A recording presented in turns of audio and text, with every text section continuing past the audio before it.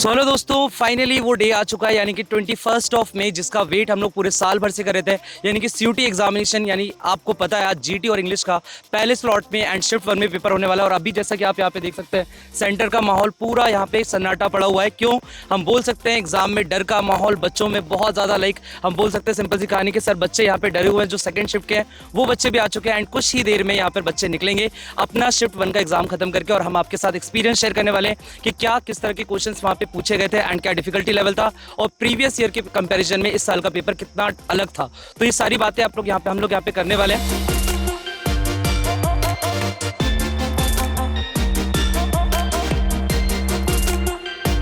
कैसा रहा एक्सपीरियंस आपका जनरल टेस्ट का और इंग्लिश का? उसका तो काफ़ी इजी था। तो किस तरह के क्वेश्चंस आए थे? आरसी आए थे या फिर उसमें कोई डायरेक्ट क्वेश्चंस आए थे, ग्रामर बेस्ड क्वेश्चंस आए थे? ग्रामर बेस्ड क्वेश्चंस तो ऑलमोस्ट ना के बराबर ही थे। ओके, पास रखिए। बाकी क्वेश्चंस मतलब इसी टाइप के थे कि आपको पैसेज में से पढ़ के बताना। और अगर आपने प्रीवियस ईयर का पेपर लगाया हो तो प्रीवियस ईयर के कंपैरिजन में कितना डिफरेंट पेपर था इस बार का? प्रीवियस ईयर के पेपर्स के ऑलमोस्ट सेम ही था, बट लाइक बहुत इजी लगा। तो बेसिकली आज आपका कौन कौन से सेक्शन का एग्जाम था? इंग्लिश और जनरल टेस्ट। जनरल टेस्ट कैसा रहा ओवरऑल एग्जाम? ओवरऑल अच्छा था। जनरल टेस्ट में थोड़े से क्वेश्चंस ट्रिकी थे और टाइम कम पड़ा क्योंकि उसमें सॉल्विंग एरिया ज़्यादा था। इंग्लिश बहुत easy एंड इंग्लिश में जैसा कि हम लोग जब प्रिपरेशन कर रहे होते हैं तो उस टाइम हमें लगता है कि आरसी से क्वेश्चन ज़्यादा आएंगे, ग्रामर से ज़्यादा क्वेश्चन आएंगे। तो किस तरह का एक्सपीरियंस आपका रहा यहाँ पर? पैराग्राफ कंप्रहेंशन में भी काफ़ी अच्छे क्वेश्चंस थे, इजी थे।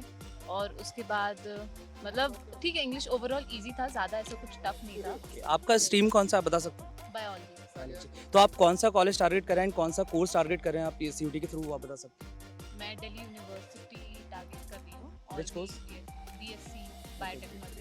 सो बेसिकली एक बहुत बड़ा कंफ्यूजन था कि जब जीटी सेक्शन आएगा तो जीटी सेक्शन के अंदर लॉजिकल रीजनिंग हार्ड आएगा या फिर मैथ्स को लेकर के, अगर हम बात करें टाइम कहाँ पे ज़्यादा लगा, लॉजिकल रीजनिंग में या मैथ्स में? मैथ्स में काफ़ी ज़्यादा तो time किस लगा।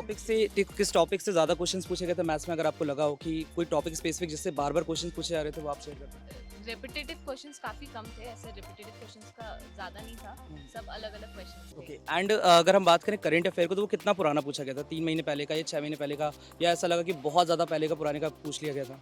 बुक्स और ऑथर्स के नाम ज़्यादा पूछे गए थे, बाकी मतलब मीडियम मीडियम था, ना ज़्यादा पुराना सो ना ज़्यादा। और अगर हम बात करें प्रीवियस ईयर के कंपैरिजन में, प्रीवियस ईयर के पेपर आप लोग लगा के आते हो तो प्रीवियस ईयर के कंपैरिजन में ये वाला पेपर आपको डिफिकल्ट लगा, इजी लगा या मॉडरेट लगा? मुझे जनरल टेस्ट काफ़ी इजी लगा पहले के कंपैरिजन। इंग्लिश थोड़ा सा मतलब मॉडरेट था, इंग्लिश थोड़ा सा टफ लगा। और बाकी अगर हम टाइम कंज्यूमिंग की बात करें कि टाइम बहुत ज़्यादा बच्चे मैटर करते हैं कि यार टाइम को लेकर के कहीं ना कहीं परेशान होते हैं कि कितने क्वेश्चंस बनेंगे, कैसे होगा।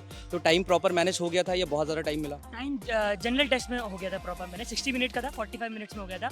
बाकी इंग्लिश में थोड़ा सा कम लगा। पहले कि इंग्लिश में किस तरह के क्वेश्चन पूछे गए? सर इंग्लिश तो इजी आ रहा है। इजी आ रहा है। तो जैसे अगर आप प्रिपरेशन करें थे उस टाइम पर आरसी और ग्रामर को लेके बहुत ज़्यादा कंफ्यूजन था कि कहाँ से मैक्सिमम क्वेश्चंस आएंगे, तो कहाँ से आए थे? आरसी ज़्यादा था या ग्रामर ग्रामर ज़्यादा थी?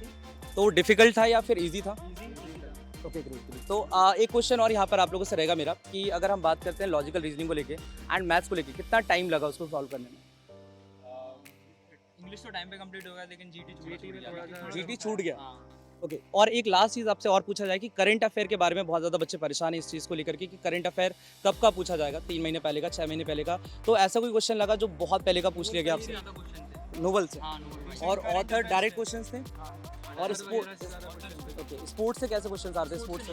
स्पोर्ट्स से बिल्कुल नहीं मिला आपको। सो बेसिकली अगर आप एक्सपीरियंस शेयर कर पाएँ कि किस तरह के क्वेश्चंस पूछे गए थे आपका, अगर हम बात करें इंग्लिश को लेकर के, इंग्लिश में आरसी ज़्यादा था या आपके जो मैक्सिमम ग्रामर से क्वेश्चन पूछे गए थे? सर ग्रामर बेस्ड पूरा इंग्लिश का एग्ज़ाम था, जैसे कि पैसिव वॉइस, एक्टिव वॉइस से जो क्वेश्चंस थे वहाँ पर। और देखें तो इजी, मतलब इंग्लिश काफ़ी ज़्यादा इजी था। ओके, और जनरल टेस्ट की अगर हम बात करें तो जनरल टेस्ट के अंदर लॉजिकल रीजनिंग ज़्यादा टिपिकल आया था या फिर एज कम्पेयर टू अगर हम बात करें कि मैथ्स में ज़्यादा क्वेश्चन टिपिकल? मैथ्स ज़्यादा मैं मानता हूँ कि मतलब लॉजिकल रीजनिंग से ज़्यादा मैथ्स टफ थी। एंड बेसिकली एक क्वेश्चन और था लास्ट की, जो बच्चे डर रहे हैं यहाँ पर करंट अफेयर को लेकर के, करंट अफेयर बहुत पहले का पढ़ रहे हैं या फिर 3 महीने का पहले पढ़ रहे हैं, तो आपको क्वेश्चंस किस तरह के दिखे, कहाँ से क्वेश्चन ज़्यादा पूछे गए थे? सर क्वेश्चंस तो ईयर वाइज थे, अपन माने करंट अफेयर्स के, ऐसा नहीं कि मतलब टोटली रिसेंटली पे बेस्ड है, पीछे से भी सवाल पूछे गए हैं। लेकिन मैं मानता हूँ कि अगर आप मतलब नॉर्मल भी जीके आपको अच्छी तरीके से आता है तो आप कर लेंगे। और टाइम को लेकर के अगर हम बात करें कि टाइम बहुत ज़्यादा मिला या टाइम बहुत कम पड़ा हमें, या फिर टाइम को लेकर कैसे मैनेज किया आपने? टाइम थोड़ा सा आपको फुल कंसंट्रेशन के साथ वहाँ पे करना पड़ेगा, वरना सो किस टॉपिक से, अगर आप बता पाएं किस टॉपिक से आपको रिपीटेड क्वेश्चन दिख रहे थे कि बार बार उसी टॉपिक से क्वेश्चन आ रहे हैं, यानी कि अगर कोई बच्चा प्रिपेयर कर रहा है और उनके एग्जाम बाद में है, तो उनको किस टॉपिक पे ज़्यादा फोकस होना चाहिए, अगर आप शेयर कर पाएँ?